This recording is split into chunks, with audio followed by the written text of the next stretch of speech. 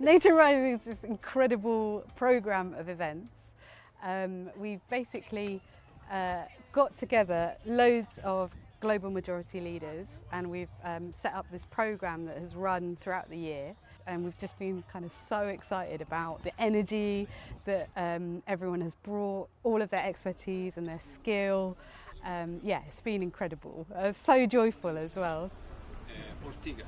Yes, yeah. Ortiga in Spanish, I don't know in English. Yeah, so in English it's called the nettle. I'm a flower grower, a folk herbalist.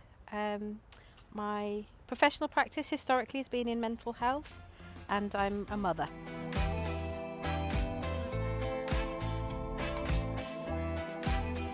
So today we've entitled it Wildflowers and Wellness Day. Today is a kind of community celebration. It's an opportunity for us to get together to learn how to increase the biodiversity of the environments that we live in, to learn about medicinal plants and how they can support our physical, mental, emotional health. And we've had people from all over the world. I think we were counting 7 different, including English, 8 different nationalities on the day today. So it's been fabulous.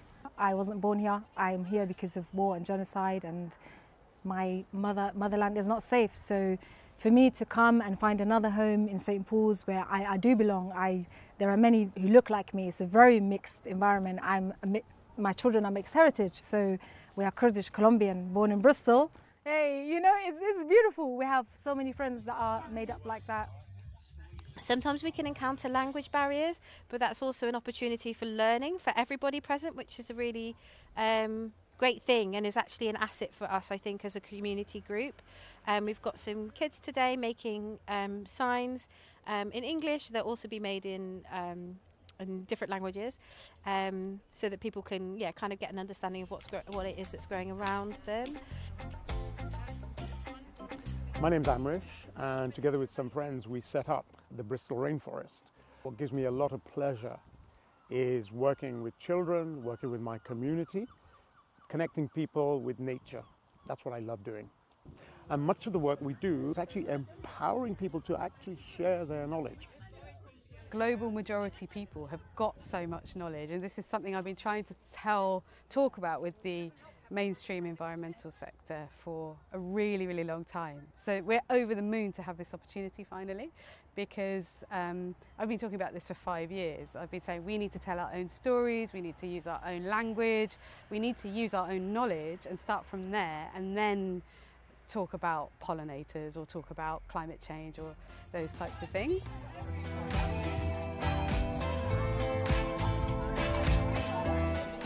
Really, again, it comes back down to the funding, really. Like, what tends to happen is that we create a rapport with our beneficiaries and communities, then we stop. We create a rapport, and actually that's not going to create systemic change. So we need to have the resources to tackle that issue, and it also should be led a lot more from a global majority perspective. What I find is that there's a lot of larger organisations, predominantly not from the global majority, that have the resources but don't put us in the positions to receive the funding to deliver the work. We have to work for them, which is fine, but it's about lived experience. So let's make that more prevalent in terms of how we move forward.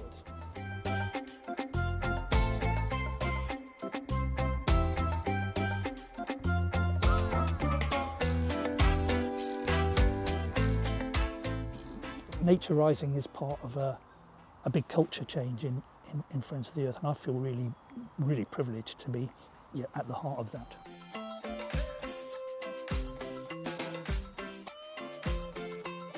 And we were sitting in our white bubble in Friends of the Earth thinking, oh, why are we so undiverse? Where are all the people of colour? Why aren't they here? And then not realising that actually black people, people of colour in St Paul's are showing leadership. And it was, it wasn't visible to us in Friends of the Earth. So I think there's a huge amount we can learn about how global majority people are showing leadership in the environment movement all over the world, but in our own city. My name is Judith. Some people call me Judith. I am a bit of everything, but my first love is my community, or communities. I have the pleasure of living in St Paul's. What am I? Plantivist, activists, greenivists, ecovists.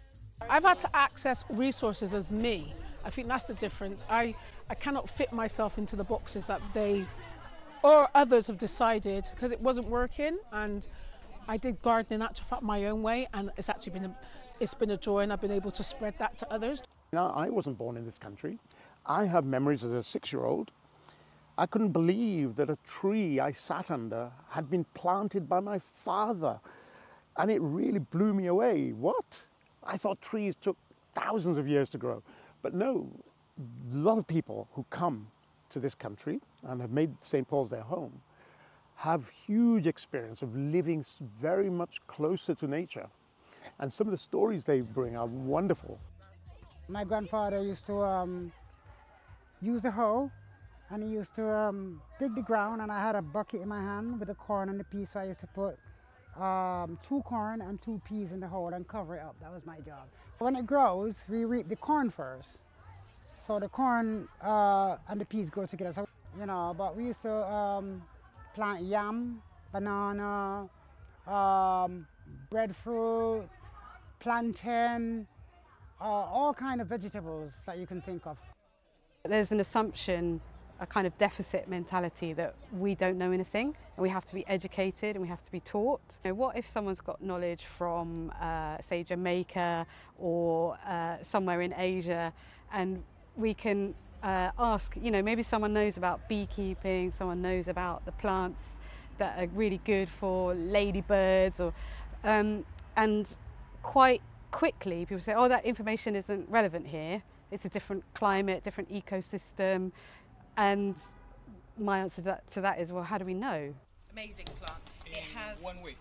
Yeah. 1 week you are very clear if you drink once a day. It reduces blood sugar. It has vitamin A, C, K. It has magnesium, calcium, potassium. So it is very, very nourishing to the body.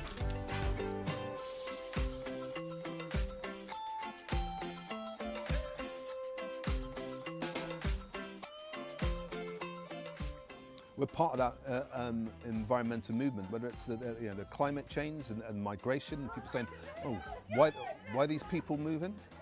Again, when we've seen around what's happening around environmentalism and that again extraction, our job is to connect those dots. Our job is to connect that into the 21st century, both reaching out to our global majority brothers and sisters, but also wider communities and institutions, because we're all part of it. That same global earth and connections. We all have to come up with solutions.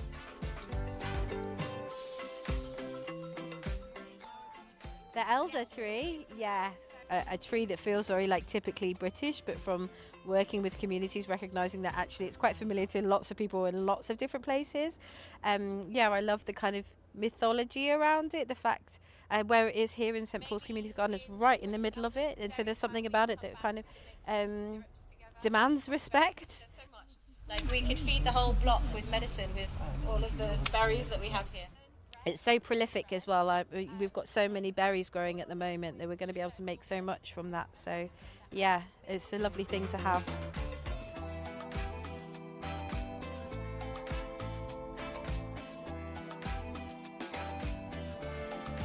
The coconut palm is the most useful palm you can find. It's a miracle, isn't it? It's a miracle plant. I speak from first hand because my grandmother had a coconut estate. First, the community aspect, the socializing aspect. I'm a modern girl. At home, TV. Once you get in on Friday, TV until Monday morning when you need to come out. You don't get to meet people, you don't get to know people. I have a garden that's sadly used. I don't know how to use a garden apart from put flowers on it.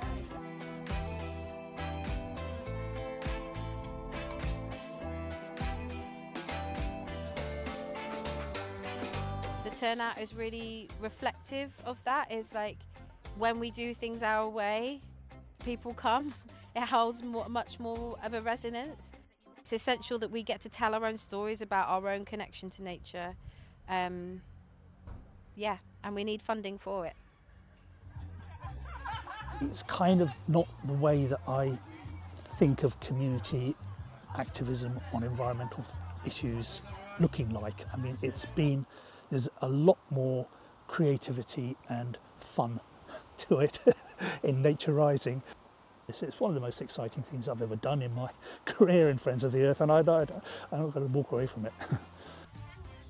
For the future, I'd love to see us really, really well funded, doing loads more events, loads more kind of programs of activities. Same again next year, basically, but more and bigger and better.